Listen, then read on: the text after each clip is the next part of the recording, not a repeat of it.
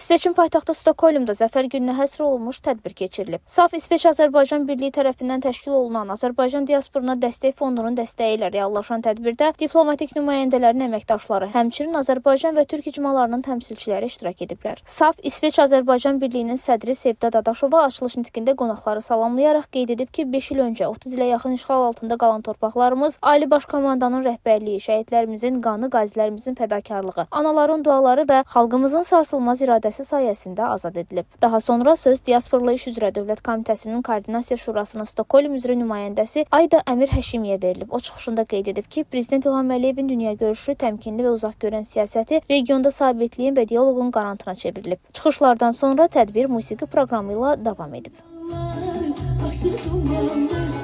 Kırmızı koftalı, yaşıl dumanlı.